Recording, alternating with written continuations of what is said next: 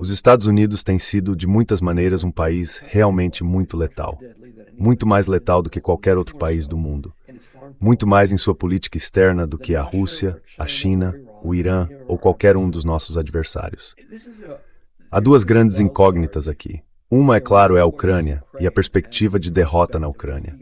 Não é uma derrota para a Ucrânia, mas uma derrota para a OTAN, de importância decisiva. E depois a derrota americana, e por implicação, a derrota da OTAN, porque a OTAN é uma criação americana, no Golfo Pérsico, em relação ao Irã.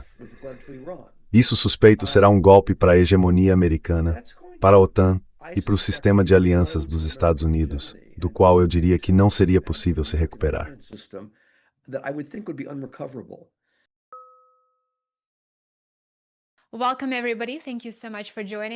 Bem-vindos, pessoal. Muito obrigada por estarem conosco. Eu sou Lena Petrova e hoje tenho o privilégio de receber novamente um convidado fantástico, o Dr. David Gibbs, professor de História na Universidade do Arizona e um dos principais estudiosos da política externa dos Estados Unidos, das relações internacionais e da economia política. Ele é autor de vários livros influentes, incluindo A Revolta dos Ricos, como a política dos anos 1970 ampliou a divisão de classes nos Estados Unidos. Primeiro, não causar dano, a intervenção humanitária e a destruição da Iugoslávia e a economia política da intervenção no Terceiro Mundo.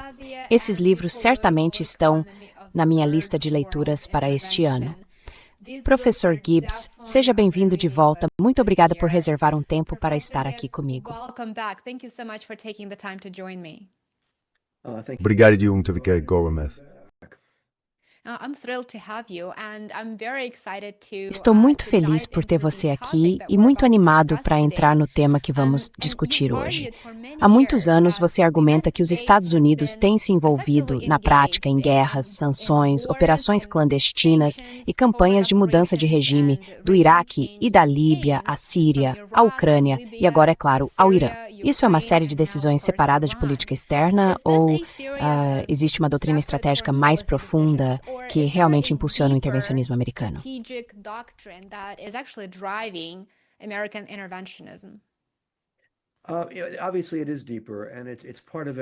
Obviamente, isso é mais profundo e faz parte de um esforço mais amplo iniciado nos anos 90 para apresentar os Estados Unidos como o país dominante no mundo, basicamente. Acho que essa era a ambição quando a União Soviética entrou em colapso. Isso foi declarado em um documento formal chamado Diretriz de Planejamento de Defesa, de 1992. Esse documento parece ter sido extremamente influente.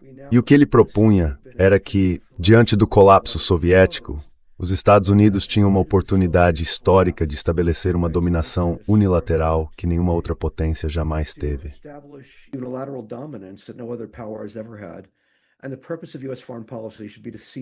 E o objetivo da política externa dos Estados Unidos deveria ser aproveitar o momento e estabelecer esse nível de poder. Não fazer isso de forma cooperativa, nem multilateralmente, mas unilateralmente, tanto quanto possível, usando a força quando necessário. Eles falavam em tentar marginalizar as Nações Unidas de maneira significativa, em tentar, naquela época, acredite ou não, a União Europeia, a Comunidade Europeia, como era chamada então, Passanines é desplegue com o rival em termos de poder. Hoje, obviamente, mas, no matter oath, rival em termos de poder.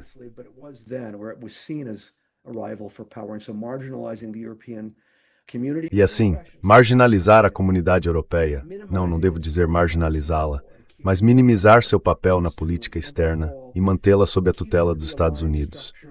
E, acima de tudo, manter a estrutura de alianças da Guerra Fria e expandi-la, especialmente a OTAN, encontrando um novo propósito para a OTAN.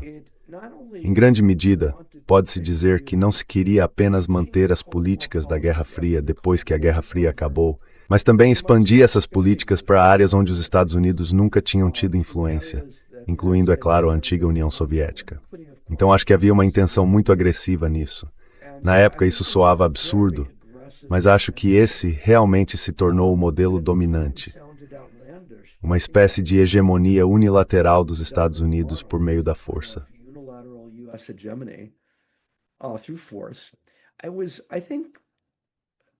Acho que isso foi sustentado por muitos interesses estabelecidos.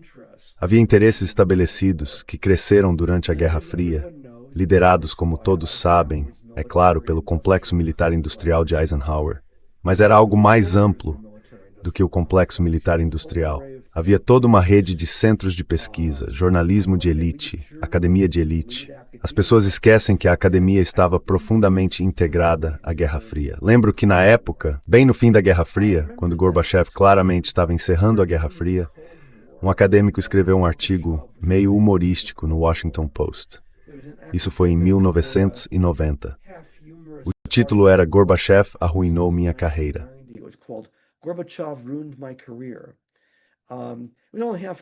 Ele estava só meio brincando. Basicamente era alguém cuja carreira tinha sido estruturada em torno da Guerra Fria. Ele disse que recebeu muitas bolsas, financiamentos e contratos para livros e que isso tinha sido muito bom para ele. Agora que a Guerra Fria estava acabando, tudo isso iria desaparecer. Isso era verdade, de modo geral, para toda uma gama de interesses. Então acho que a ideia era essencialmente manter a Guerra Fria em curso e expandi-la o máximo possível. E isso significava um certo grau de agressão militar. Como resultado, os Estados Unidos têm sido uma potência muito agressiva, de longe o país mais agressivo do mundo. E pode-se dizer tem sido uma potência muito letal, sob qualquer critério.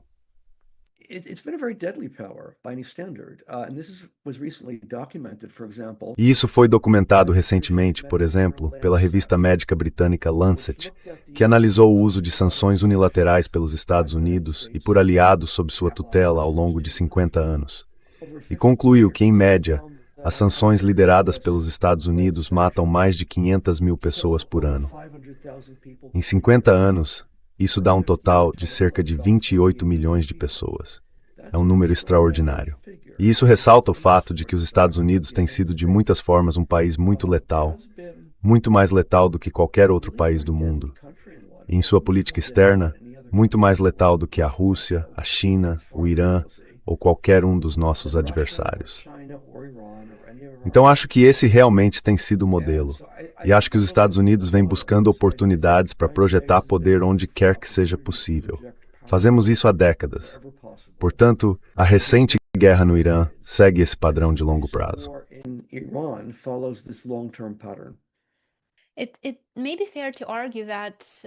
Talvez seja justo dizer que o neoconservadorismo transformou a política externa americana depois da Guerra Fria, ao substituir na prática certo grau de contenção por uma estratégia de primazia militar total. Quão influentes as ideias neoconservadoras, e os neoconservadores em geral, têm sido na formulação da política externa de Washington nos últimos anos? E mais especificamente, durante o primeiro e agora o segundo mandato de Trump.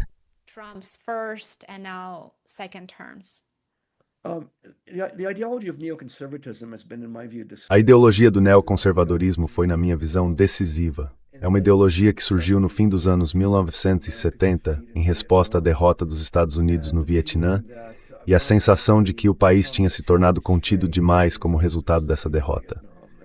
A ideia era revigorar o poder militar americano e aumentar o orçamento militar. Ela atraiu muitos intelectuais de primeira linha, alguns dos quais tinham sido liberais na política e ainda se consideravam liberais na política, mas eram profundamente militaristas.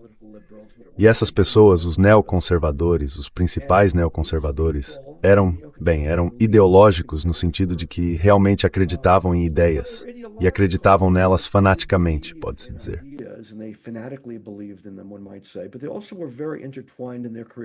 Mas eles também tiveram carreiras muito entrelaçadas com o complexo militar industrial. Se você observar os padrões das carreiras deles, eles estavam estreitamente ligados aos grandes contratantes militares. E havia outro aspecto também, o apoio lamriqui a Israel. Foi nos anos 1970, começando com Nixon, que os Estados Unidos realmente se tornaram o principal apoiador de Israel. Não só no fornecimento de armas, substituindo a França como principal fornecedora de armas para Israel, mas também subsidiando Israel em uma escala muito grande. Isso foi nos anos 1970. E os neoconservadores estavam estreitamente ligados ao lobby de Israel. E este é o ponto crítico. Eles viam Israel como um modelo do que os Estados Unidos deveriam ser.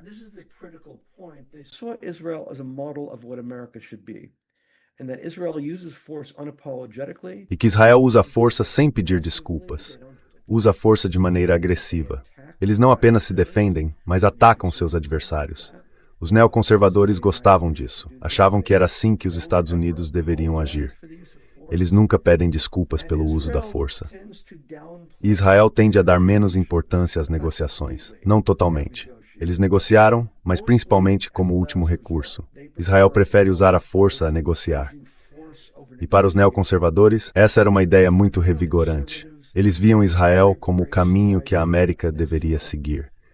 Então acho que isso também deu a Israel uma influência enorme à medida que os neoconservadores foram gradualmente assumindo o controle da política externa. E eles de fato assumiram.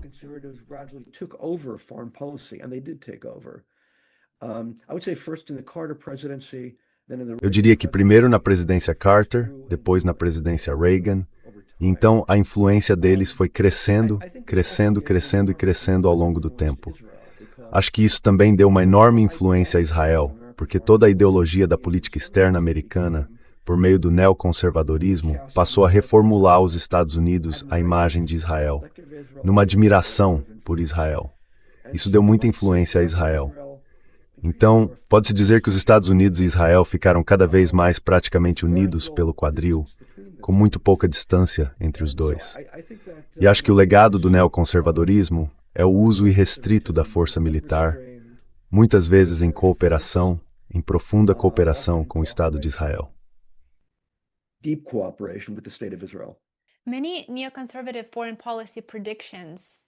Muitas previsões da política externa neoconservadora, desde a transformação do Iraque em uma democracia até a estabilidade da Líbia após Gaddafi, se provaram catastroficamente erradas, e o custo humano simplesmente não pode ser ignorado.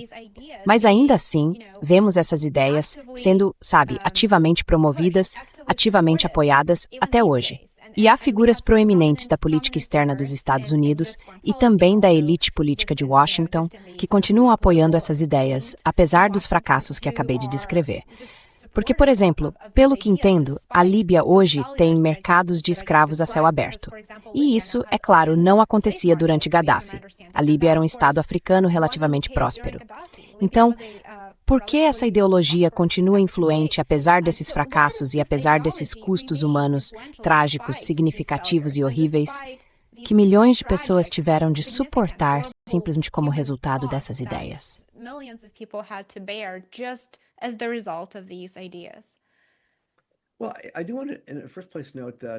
Bem, eu uso antes de tudo destacar que o neoconservadorismo nos anos 1990, talvez até antes, descobriu a ideia do humanitarismo e da justificativa humanitária como um pretexto muito útil para a intervenção. A ideia de intervenção humanitária se tornou muito popular nos anos 1990, começando com as intervenções dos Estados Unidos na Iugoslávia, na antiga Iugoslávia, especialmente na Bósnia e Herzegovina e em Kosovo. Esse foi o tema do meu segundo livro, e ao contrário do que se acredita popularmente, aquilo foi um desastre. As intervenções prolongaram as guerras e aumentaram muito o nível de limpeza étnica. Os Estados Unidos bloquearam ativamente acordos negociados que poderiam ter evitado a guerra. Fizeram isso repetidas vezes.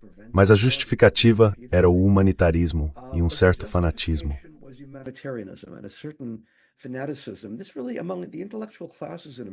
Isso realmente se tornou extremamente popular entre as classes intelectuais nos Estados Unidos e elevou o valor do neoconservadorismo. E levou de fato a uma intervenção após a outra, com amplo apoio, novamente, pelo menos entre as classes falantes, como os britânicos gostam de dizer. Não tanto entre o público em geral, mas entre acadêmicos, jornalistas e profissionais de centros de pesquisa. Era muito popular e levou a uma série de intervenções desastrosas. Como eu disse, acho que as intervenções na Iugoslávia, ao contrário do que se acredita popularmente, foram de fato desastres. Elas fracassaram completamente em aliviar o sofrimento humanitário e o aumentaram. O massacre de Srebrenica nunca teria ocorrido se os Estados Unidos não tivessem bloqueado negociações de paz que teriam evitado a guerra.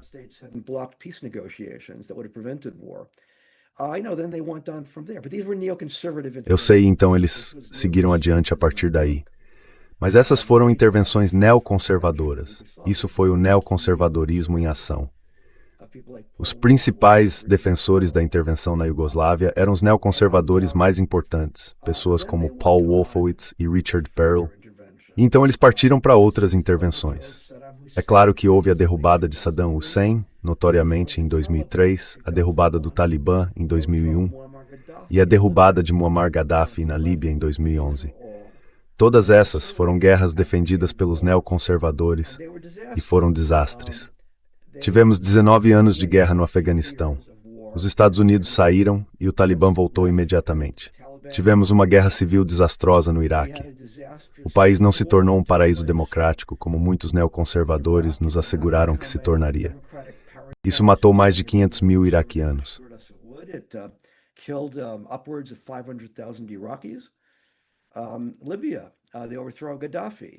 A Líbia, a derrubada de Gaddafi, de novo era para produzir um resultado maravilhoso e produziu uma guerra civil com terríveis abusos de direitos humanos. A Líbia está em uma situação terrível agora, como resultado da intervenção. Isso desestabilizou toda a região, não só a Líbia. Ajudou a provocar guerras civis secundárias no Mali e no Níger, países vizinhos. Então isso realmente foi uma série de grandes desastres.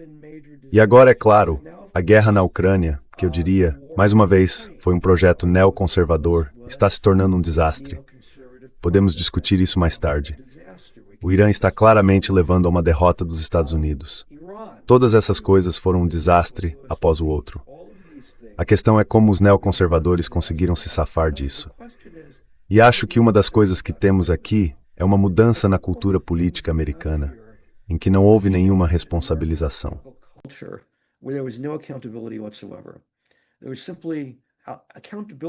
Simplesmente a responsabilização foi jogada pela janela. Isso é uma mudança, porque depois do Vietnã, as pessoas que nos levaram ao Vietnã, ao desastre do Vietnã, pagaram um preço alto em termos de perda de credibilidade. Pessoas como Dean Rusk e Robert McNamara tiveram sua credibilidade abalada. Isso vale particularmente para Dean Rusk. Pelo que entendo, ele teve dificuldade até para conseguir trabalho depois que se aposentou do cargo de secretário de Estado, porque ficou tão marcado pelo fiasco do Vietnã. Isso acabou. Isso é responsabilização, mas acabou. Não é assim que agimos. Um bom exemplo disso é Victoria Nuland. Victoria Nuland foi assessora de segurança nacional de Richard Cheney, ajudou a provocar o desastre da guerra ao terror e depois basicamente foi promovida.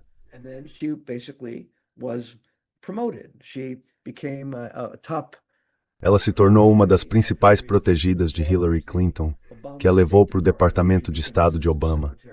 Lá, ela se tornou secretária assistente para a Eurásia e ajudou a arquitetar a derrubada do governo eleito na Ucrânia em 2014. Foi em 2014, ajudando a preparar o terreno para a guerra na Ucrânia. Ela não sofreu absolutamente nada pelos fracassos do passado e também não vai sofrer pelos fracassos atuais, porque isso faz parte da cultura. Não acho que alguém associado à guerra ao terror, à derrubada de Gaddafi, tenha pago algum preço significativo em termos de dano à própria reputação. É um fato notável. Mas é exatamente onde estamos agora. As pessoas são protegidas de críticas por causa de guerras fracassadas.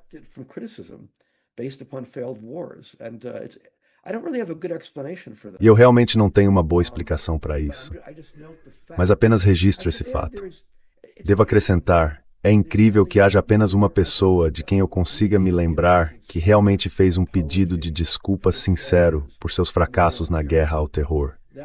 Era alguém chamado, uma figura obscura, Walter Jones. Ele era um congressista de direita, republicano da Carolina do Norte. Já morreu. Foi um grande defensor da guerra ao terror. Quando a França se opôs, nas Nações Unidas, ao ataque americano contra Saddam Hussein, Walter Jones ficou tão indignado que apresentou um projeto de lei para que na lanchonete da Câmara dos Representantes não fossem mais servidas batatas fritas francesas. Elas passariam a se chamar batatas da liberdade, como uma vingança contra a França.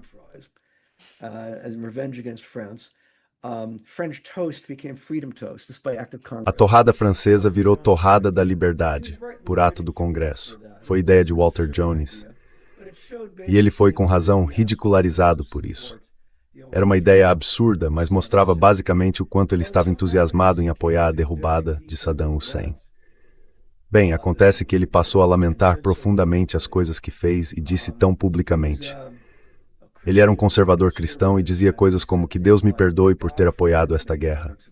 E admitiu que tudo se baseava num monte de mentiras e que ele teve um papel nisso, como ele próprio disse, e passou o resto da vida.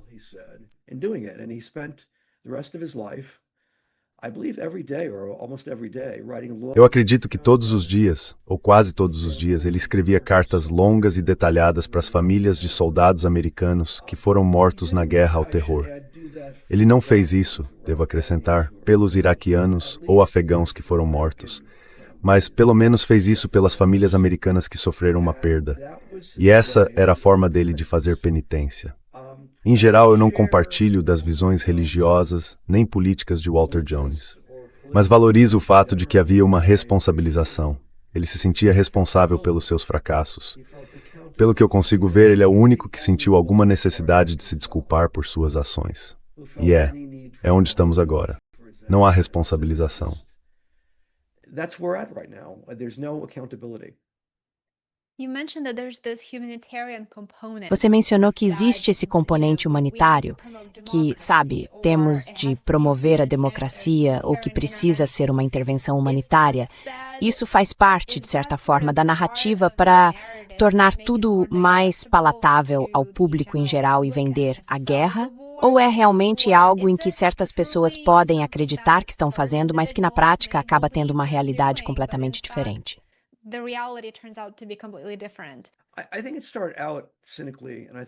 Acho que isso começou de forma cínica.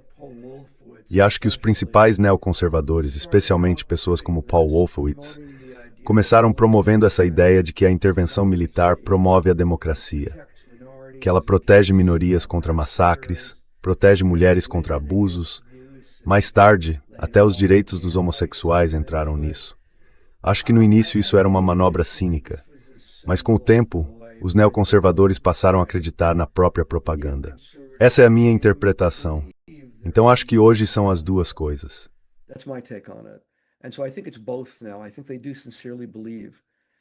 Acho que eles acreditam sinceramente nessas ideias. Acreditam que o poder militar dos Estados Unidos está tornando o mundo um lugar melhor, que tem uma intenção altruísta, pelo menos em certa medida, e que produz efeitos altruístas. Devo acrescentar que há toda uma indústria no meio acadêmico dedicada a estudar a intervenção humanitária e as justificativas humanitárias para a guerra. Isso é muito influente. Então, acho que isso teve um impacto e ajudou muito a vender a guerra. É um daqueles casos em que ideologia e interesse próprio se encaixam perfeitamente. E é difícil distinguir uma coisa da outra, porque ambas apontam na mesma direção, que neste caso é a intervenção militar.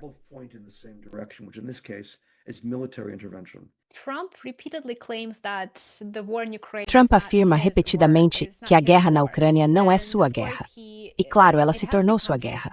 Ele tem sugerido repetidamente que busca negociações para encerrá-la. Há poucos dias disse que o fim da guerra está, abre aspas, bem próximo. Mas a realidade é que os Estados Unidos ajudam a Ucrânia a identificar alvos em território russo e a realizar esses ataques. Portanto, não são exatamente um mediador neutro. Trump agora não quer ou não consegue encerrar a guerra na Ucrânia.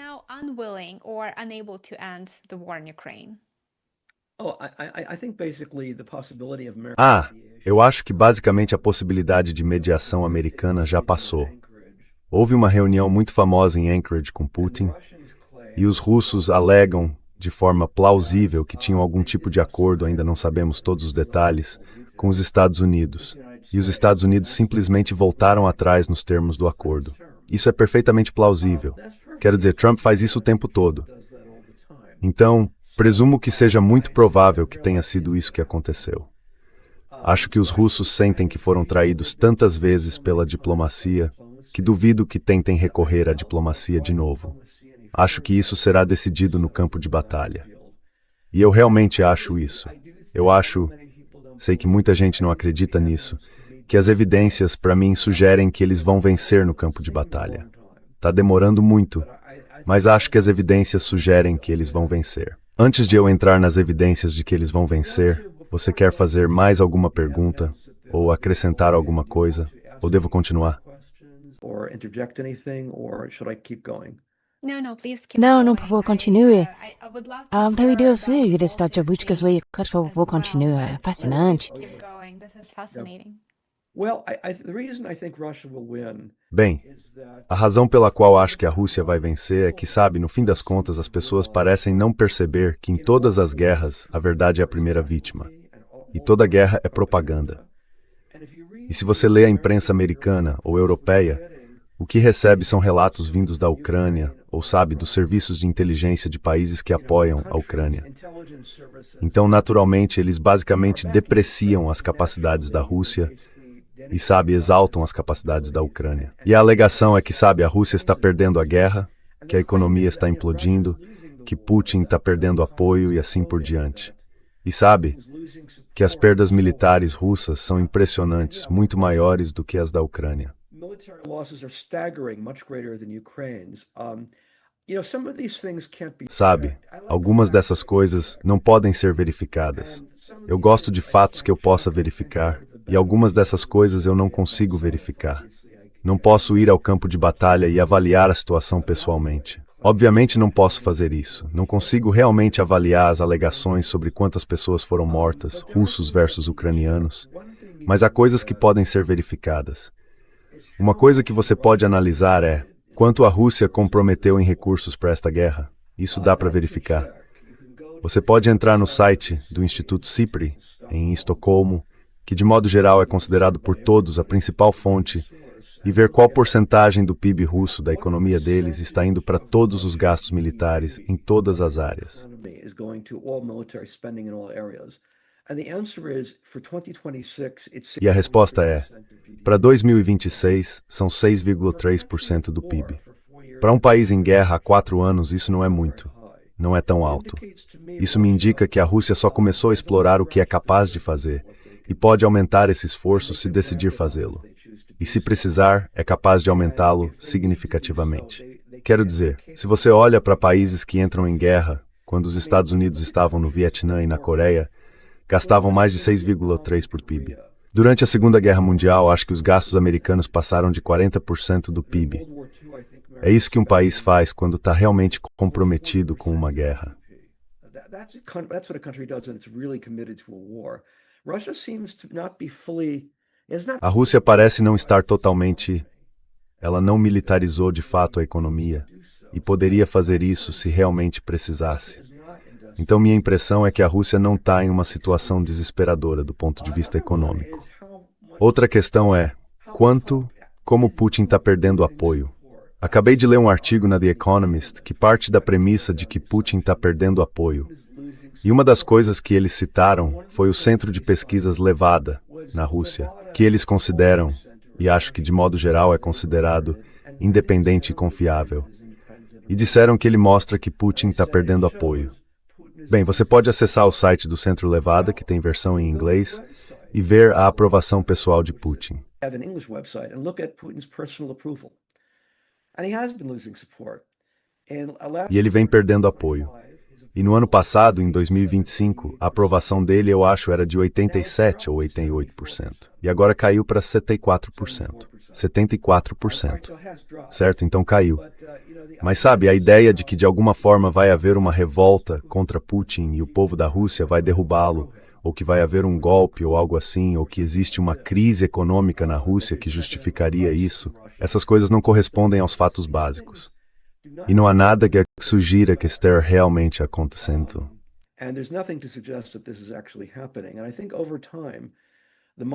E eu acho que, com o tempo, o tamanho muito maior da economia russa, a maior disponibilidade de efetivo, o maior número de peças de artilharia e de tudo mais, com a Rússia superando a produção do Ocidente em basicamente quase todas as categorias, o fato de que a Ucrânia claramente ficou sem mísseis de defesa aérea e diz isso, e de que os Estados Unidos não têm mais mísseis de defesa aérea para fornecer a ela, tudo isso, eu acho, sugere fortemente que a Ucrânia vai perder esta guerra e não há nada que a OTAN possa fazer a respeito.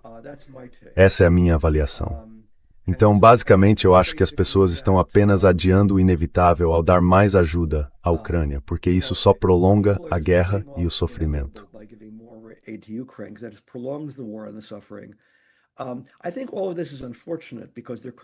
Acho que tudo isso é lamentável, porque poderia ter havido um acordo negociado em Istambul.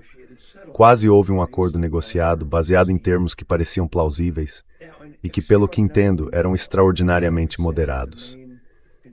A principal questão era a neutralidade da Ucrânia, que era o que a Ucrânia sempre tinha sido até a derrubada do governo Yanukovych em 2014, um retorno à neutralidade, sem OTAN, sem bases militares ocidentais na Ucrânia, e, eventualmente, algum tipo de autonomia regional para os falantes de russo da região de Donbas, algo que a Ucrânia até então vinha se recusando a implementar.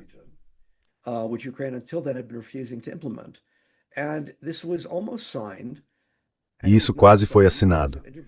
Não foi assinado por causa da intervenção de estados ocidentais. Isso foi documentado repetidamente. Está bastante claro que foi isso que aconteceu. E acho que os Estados Unidos e a Europa, especialmente a Grã-Bretanha, sentiram que estavam em posição de destruir a Rússia, de impor uma derrota militar à Rússia, tirá-la do grupo das grandes potências, possivelmente dividi-la em microestados. Muita gente falou sobre isso. Kaja Kallas agora fala abertamente disso como um objetivo, dividir a Rússia, o que é uma coisa incrivelmente agressiva de se dizer. Mas ainda assim, acho que essa era a agenda e que as pessoas achavam que podiam fazer isso, e por isso sabotaram uma negociação de paz.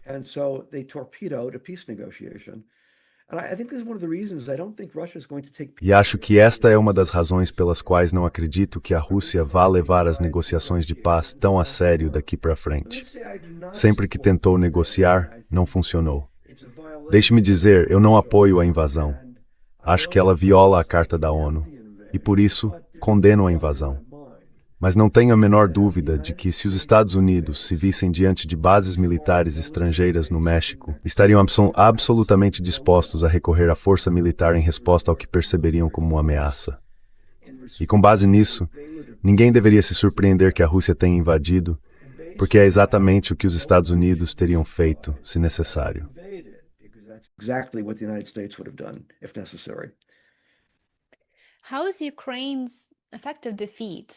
Como a derrota efetiva da Ucrânia vai afetar o futuro da OTAN? A OTAN já está fragmentada.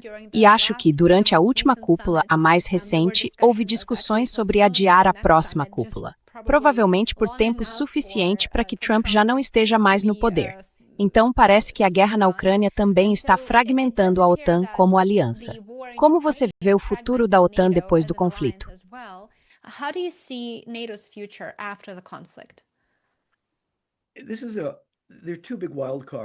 Há duas grandes incógnitas aqui. Uma, claro, é a Ucrânia e a perspectiva de derrota na Ucrânia. Não é apenas uma derrota para a Ucrânia, mas uma derrota de importância decisiva para a OTAN. E depois uma derrota americana, e por implicação, uma derrota da OTAN, porque a OTAN é uma criação americana, no Golfo Pérsico, em relação ao Irã. Isso, suspeito, será um golpe para a hegemonia americana, para a OTAN e para o sistema de alianças dos Estados Unidos, do qual eu acho que não haveria recuperação. Por outro lado, não sei qual seria o resultado. Quer dizer, os europeus estão falando agora, em termos extraordinários, sobre guerra com a Rússia. Guerra com a Rússia em 5 anos. Talvez guerra com a Rússia no ano que vem.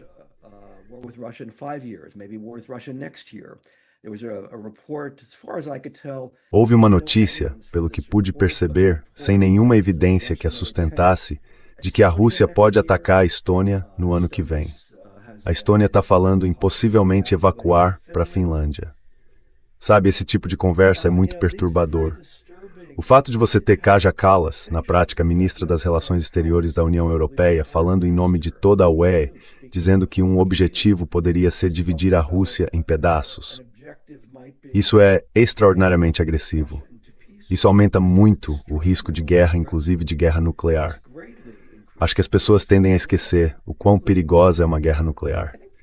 O que está acontecendo agora na Ucrânia é muito mais imprudente do que qualquer coisa que já tenha sido tentada durante a Guerra Fria.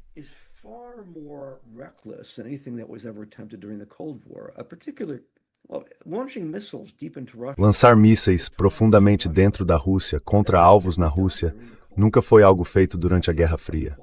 No auge da Guerra Fria, durante o período Reagan, isso nunca foi feito. Era considerado agressivo demais, arriscado demais, com um risco alto demais de guerra nuclear. Agora isso está sendo feito regularmente. Houve o ataque às bases de bombardeiros russos há 1 ou 2 anos, eu acho. E agora este foi um ataque oficialmente ucraniano, mas quase certamente com apoio de inteligência do Ocidente, dos Estados Unidos e da Grã-Bretanha, muito provavelmente. E esses ataques foram contra bombardeiros estratégicos russos que poderiam ser usados num ataque nuclear. Mais uma vez, isso nunca foi feito durante a Guerra Fria. Teria sido considerado agressivo demais, perigoso demais, mas agora está sendo feito.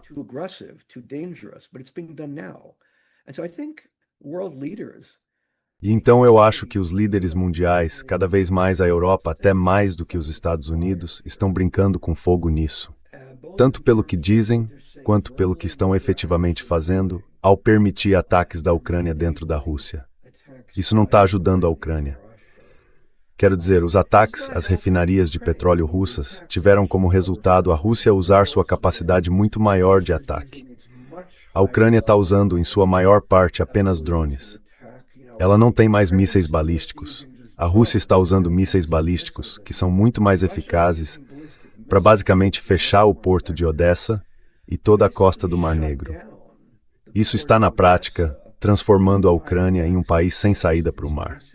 Isso, de fato, prejudicou a Rússia, mas acho que vai prejudicar a Ucrânia muito mais e de uma forma muito mais devastadora.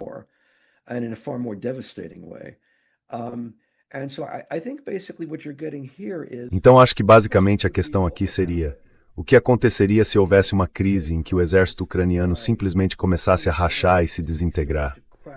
Meu palpite é que nos próximos meses isso é uma possibilidade. Exércitos entram em colapso depois de certo tempo. Já há alguns indícios iniciais disso. O fato de eles estarem tendo tanta dificuldade para impor o recrutamento às pessoas. Há vídeos de pessoas sendo colocadas à força, com violência, dentro de ônibus e assim por diante. Tem havido toda essa resistência ao recrutamento na Ucrânia. Isso poderia ser o começo, uma fase inicial de uma quebra de disciplina na Ucrânia. A questão seria: se isso acontecer, se houver uma quebra de disciplina e um colapso do exército ucraniano, o que a Europa faria?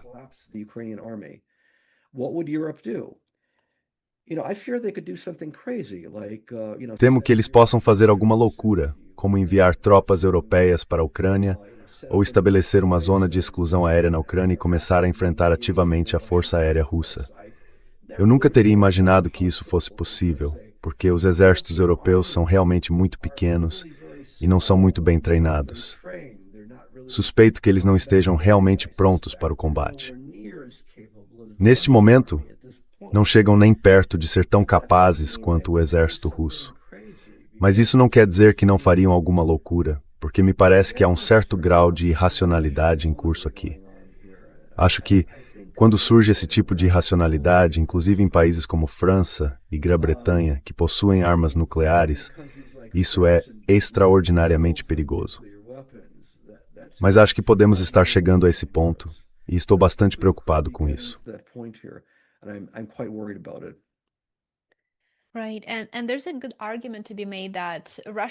Certo, e há um bom argumento de que as linhas vermelhas da Rússia foram ultrapassadas repetidamente, tantas vezes, que a Rússia agora está numa posição em que não precisa apenas defender seu território, mas também restabelecer a dissuasão, certo?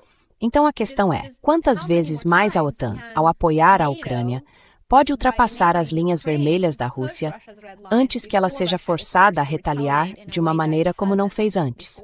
E isso parece ser um gatilho de escalada tão grande que ninguém sabe se isso vai acontecer. E claro, a Rússia tem sido incrivelmente contida até agora e pode-se argumentar, esgotou os esforços diplomáticos.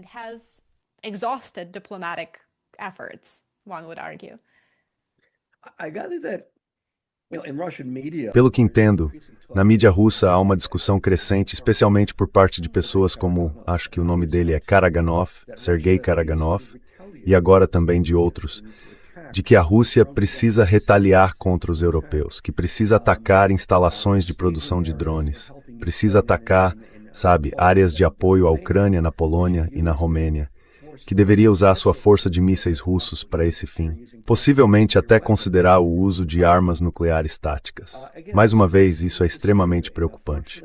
Felizmente, a Rússia ainda não fez isso. Meu palpite é que, do ponto de vista russo, acho que muitas pessoas, incluindo Putin até agora, adotaram a visão de que isso poderia ser fazer o jogo da Europa.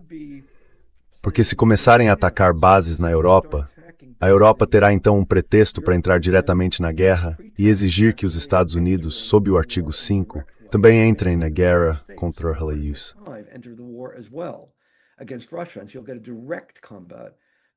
E então haverá um combate direto entre os Estados Unidos e a OTAN, de um lado, e a Rússia do outro. Não apenas usando a Ucrânia como ariete, mas com a própria OTAN agindo diretamente. E me parece que há muitas pessoas na Europa que de fato querem esse resultado. Talvez estejam tentando provocar a Rússia a atacar. Felizmente, a Rússia não mordeu a isca. Meu palpite é que a liderança, a cúpula do governo, liderada, é claro, pelo próprio Putin, decidiu que o tempo está do lado deles. E que com o tempo, eles acabarão prevalecendo na guerra, apesar de tudo o que a OTAN está fazendo, do que a Ucrânia está fazendo e do que a OTAN está permitindo que ela faça. Coisas como atacar refinarias estão prejudicando a Rússia, mas não o suficiente para impedir que as coisas continuem.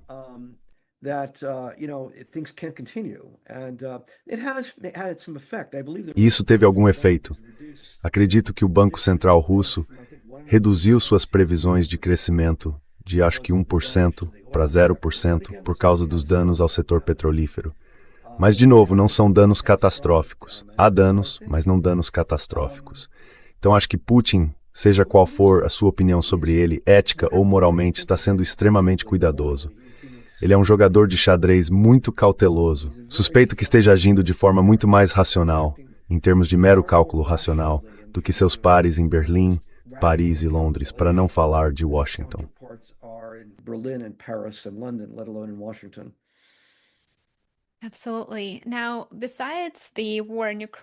Com certeza. Agora, além da guerra na Ucrânia, a guerra com o Irã parece ainda estar numa situação muito frágil, em que os dois lados não conseguem negociar. Então não é guerra, mas também não é paz. No dia 7 de agosto, Arábia Saudita, Paquistão e Turquia anunciaram um pacto de defesa. E parece ser uma fase completamente nova no Oriente Médio, em que atores regionais estão formando uma aliança de defesa e, possivelmente, se preparando para substituir os Estados Unidos como garantidor da segurança. Quais são suas opiniões sobre esse tratado e como ele pode mudar o Oriente Médio daqui para frente?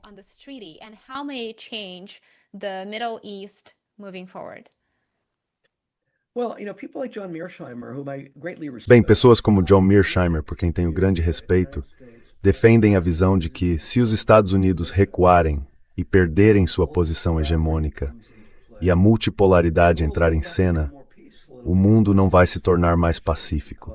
Ele pode se tornar menos pacífico, por causa de tantos outros atores. A China vai se tornar mais agressiva, a China em particular, porque, é claro, neste momento ela é de longe o maior estado concorrente dos Estados Unidos. Mas outros também. Estados como a Turquia, você mencionou esse pacto, Turquia, Paquistão, Arábia Saudita, tudo isso vai entrar em jogo. Acho que realmente existe um risco aí. Acho que John Mearsheimer exagera esse risco.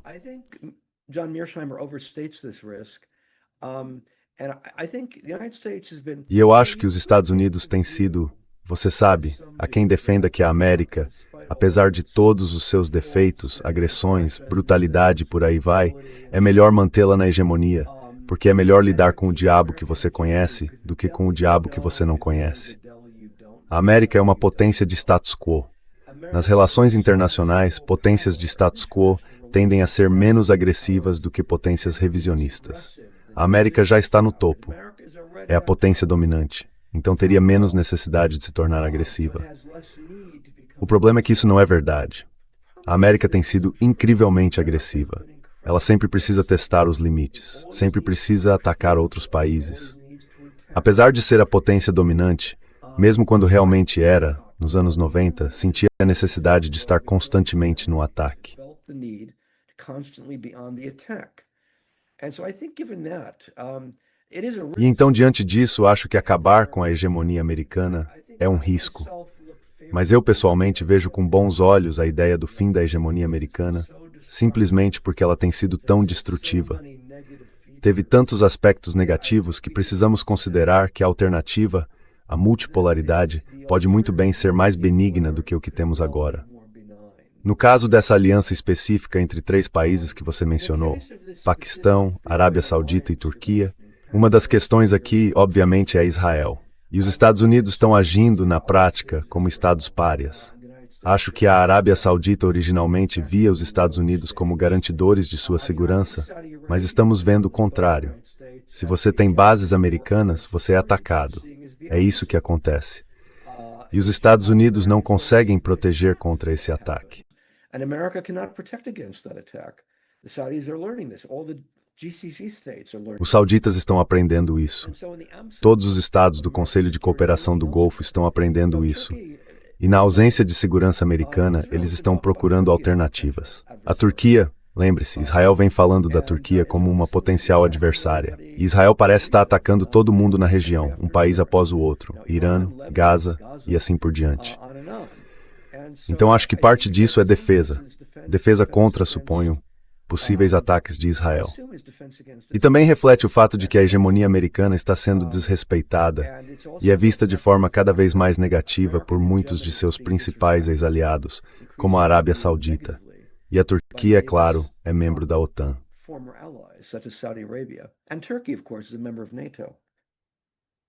Absolutely. Com certeza. Agora, se voltarmos rapidamente à Venezuela, acho que também podemos observar um intervencionismo interessante que Trump adora mencionar. E outro dia ele chegou a se vangloriar, a se gabar de ter tomado, abre aspas, bilhões de barris de petróleo da Venezuela, porque, e aqui cito, ao vencedor pertencem os despojos. O que você acha dessas declarações? What do you make of these remarks? Bem, quero dizer, esse é o tipo de linguagem exagerada típica do Trump. A questão é que ele diz em voz alta o que os Estados Unidos sempre fizeram na América Latina. Isso não é uma ideia nova. E sabe, esse uso que Trump faz de conflito de interesses e corrupção tem uma longa tradição, bem documentada na política externa dos Estados Unidos, de usar intervenções no exterior como forma de enriquecer pessoas. Há um artigo no Quarterly Journal of Economics que analisa negociações de ações com informação privilegiada e operações secretas da CIA. E isso simplesmente acontece repetidas vezes. Então, o que Trump está fazendo no aspecto corrupto da sua política externa, o enriquecimento pessoal de seus aliados, não é novidade.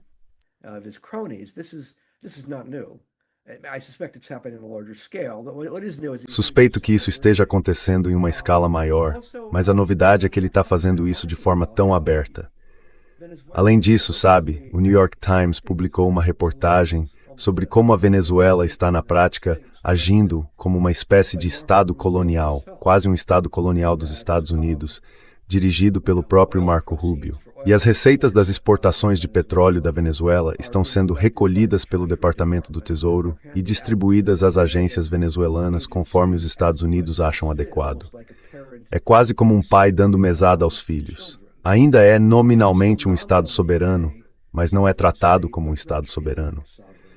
E sabe, Delcy Rodrigues na prática, ela é presidente do país, mas pode-se dizer apenas no nome.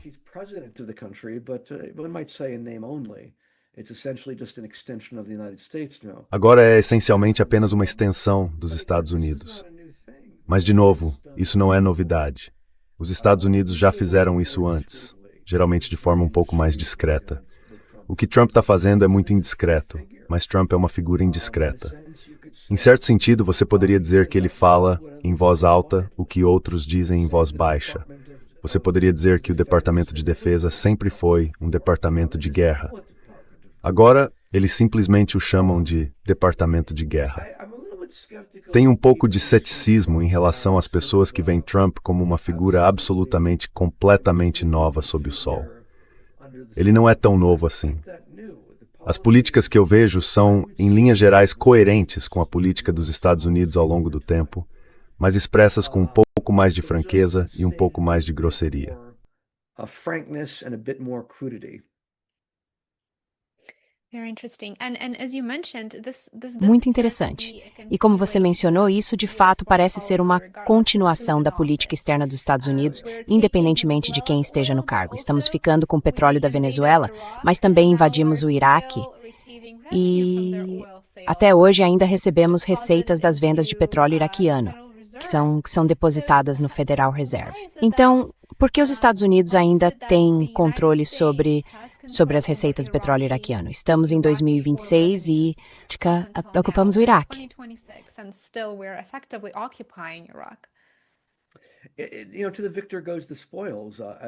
Sabe, aos vencedores os despojos, como disse Trump. E sabe, outros presidentes não usaram esse tipo de linguagem, mas outros presidentes agiram dessa forma claramente. E é bastante surpreendente que os Estados Unidos não tratem outros países como plenamente soberanos. E quero dizer, toda a ideia aqui é mudança de regime. Os Estados Unidos estão comprometidos com essa ideia. É quase como se fosse um direito soberano. Eles têm o direito de mudar regimes de que não gostam quando quiserem, normalmente por meios encobertos, às vezes por meios abertos. Mas, seja como for, os Estados Unidos têm o direito de fazer isso. E sabe, fizemos isso no Iraque, e naturalmente vamos ter uma influência desproporcional sobre como a economia deles é administrada, muito parecido com o que aconteceu na Venezuela. É assim que os Estados Unidos funcionam.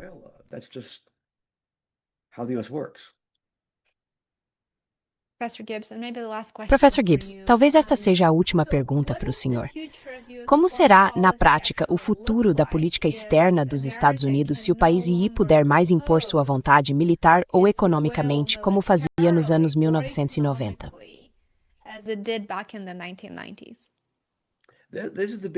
Esta é a grande questão. Quando os Estados Unidos perderem definitivamente a guerra no Irã, e Trump tiver de abandonar essa guerra, como inevitavelmente terá de fazer, e depois quando a OTAN perder a guerra na Ucrânia, o que eu considero algo entre altamente provável e quase certo, de novo não sei quando isso vai acontecer, mas vai acontecer. O que será dos Estados Unidos e da Alemanha depois disso? Há a questão óbvia. Com todo esse uso maciço de sanções, como isso vai afetar o dólar?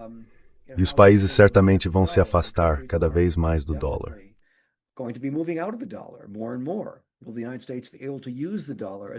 Os Estados Unidos conseguirão usar o dólar como instrumento de poder, como fizeram no passado? Conseguirão impor esse tipo de sanção no futuro? Muito provavelmente não. É claro que a China seria louca se não começasse a diversificar, afastando-se do dólar, depois do que fizeram com a Rússia. Tentaram esmagar a Rússia economicamente usando o dólar, por meio do controle americano sobre agências internacionais como a SWIFT. A China analisou isso com muito cuidado e disse, bem, nós poderíamos ser os próximos. Precisamos começar a sair do dólar e criar um sistema diferente. E é isso que eles estão fazendo.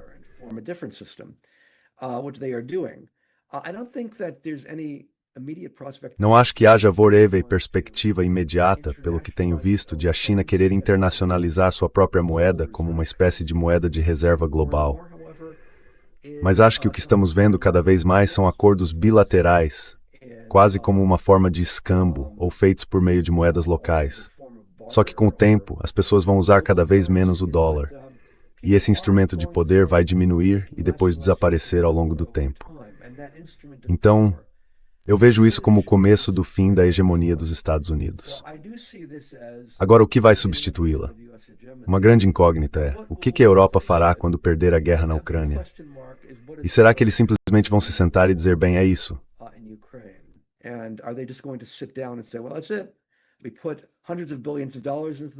Colocamos centenas de bilhões de dólares na guerra. Garantimos às nossas populações que iríamos vencer e perdemos. Cooperamos. Eles não reclamaram da destruição do gasoduto Nord Stream. Cortaram a energia barata vinda da Rússia. Reduzimos o padrão de vida. Bem, eles dizem às suas populações, bem, é assim que as coisas são. Mas talvez não seja. Eles podem fazer algo desesperado, como tentar uma guerra direta com a Rússia. O que seria, para dizer o mínimo, uma coisa incrivelmente imprudente de se fazer. Mas eu não descartaria essa possibilidade. Então, há todo tipo de incerteza aqui. Mas eu realmente acho que a era da hegemonia americana está chegando ao fim. The era of American hegemony is coming to an end. Professor David Gibbs, thank you so much for Professor joining today. David This Gibbs, was a muito obrigado fascinating por participar conversation hoje. and, Esta foi uma conversa I do fascinante encourage e eu our realmente viewers incentivo to, nossos espectadores check a out your conhecerem seus books livros. and Eles já estão na minha lista de leitura, então estou ansioso para lê-los e espero discuti-los com o senhor em mais detalhes. Hopefully discussing them with you in more detail. Sim, é hora disso, Tolkien.